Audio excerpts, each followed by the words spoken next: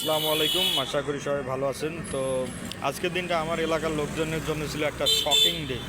তো আজকে 5ই অক্টোবর আমাদের এলাকার ভাষা সৈনিক 2100 পদকপ্রাপ্ত মুজিবুর রহমান মাস্টার স্যার মারা যান।